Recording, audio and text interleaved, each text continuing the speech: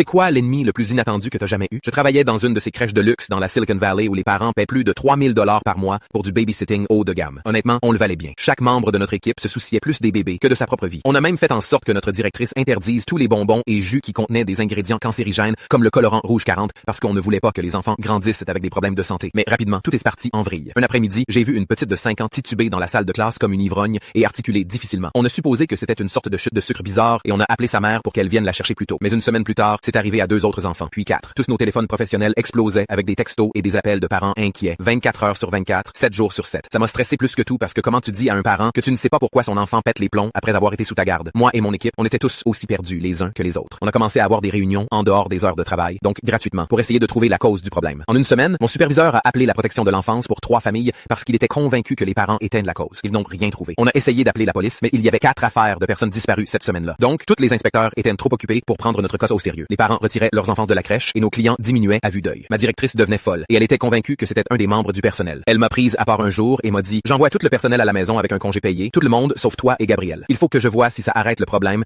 et si c'est l'une d'entre nous." Malheureusement, les problèmes ne se sont pas arrêtés. En fait, ils ont empiré. 3 enfants sont tombés malades en 2 jours. L'une d'elles est allée aux urgences quand son rythme cardiaque a grimpé bien au-delà des niveaux normaux. Moi et Gabriel, on a commencé à perdre la tête en essayant de comprendre ce qui se passait. On a dû regarder 200 heures d'images de vidéosurveillance en 2 semaines. Heureusement, on a trouvé quelque chose. Il y avait une tendance. Chaque incident arrivait entre 13h et 16h après la sieste. Moi-même, je ne savais pas quoi faire de cette information. Mais Gabrielle, oui, j'étais chez moi un soir quand elle a appelé. "Allô, s'il te plaît, viens à la crèche maintenant. Je paierai ton Uber si tu ne veux pas conduire." Elle avait l'air hystérique, mais j'ai accepté parce que je ne pouvais plus supporter de voir des enfants se faire du mal sous ma garde. Quand je suis entré dans la crèche, j'ai vu Gabrielle en train d'examiner des feuilles Google Excel avec nos plannings dessus. Et dès qu'elle m'a vu, elle a attrapé mon bras. Regarde, presque chaque enfant malade a été dans la salle d'arts plastiques le même jour où il est tombé malade. La salle d'arts plastiques doit être liée à ce qui se passe. Sans réfléchir, on a sprinté dans le couloir vers la salle d'arts plastiques. On a pratiquement mis l'endroit sens dessus dessous en cherchant la réponse. Les peintures avaient de l'air correct, les marqueurs normaux, mais c'est là que j'ai ouvert le placard de la pâte à modeler. Tout avait l'air d'aller bien jusqu'à ce que j'ouvre le couvercle bleu. Il y avait cette légère odeur chimique qui m'a fait picoter le nez. C'était pas normal. Les mains de Gabrielle tremblaient quand elle a ouvert un autre récipient. La même odeur a rempli la pièce. Il y avait d'autres récipients sur les étagères plus hautes. "Mette tes mains sur les étagères, Gabrielle", j'ai crié. Et on a collecté tous les récipients. Le lendemain matin, on a fait tester la pâte à modeler. Positif pour les sédatifs. Quelqu'un avait drogué notre pâte à modeler. Ce qui m'a le plus hanté, c'est que je connaissais mes collègues mieux que personne et je savais que ce n'était aucun d'entre eux. Ils tenaient trop aux enfants. L'une d'elles, Adèle, s'est même enregistrée en train de lire des histoires pour dormir pour qu'un bambin avec des problèmes d'attachement puisse écouter sa voix à la maison. Une autre, Fanny, apprend l'espagnol juste pour qu'un des enfants d'immigrés ne se sente pas exclu des conversations. Mais ensuite, quelque chose s'est passé qui a tout fait comprendre. On était à un jour de fermer quand un de nos livreurs a mentionné quelque chose de bizarre. J'ai vu quelqu'un de Headley, la crèche de l'autre côté de la ville près de notre entrée de livraison 3 fois ce mois-ci. J'ai souri parce que ça voulait dire qu'on avait finalement plus de preuves à montrer aux inspecteurs qui travaillaient sur notre cas. Il s'est avéré que Headley était notre concurrent. Et après notre ouverture, ils ont commencé à perdre des clients. Donc, ils ont commencé à droguer la pâte à modeler pour nous faire perdre des clients. Le propriétaire a été mis en prison et aux dernières nouvelles, les détenus ont découvert ce qu'il avait fait et l'ont tué.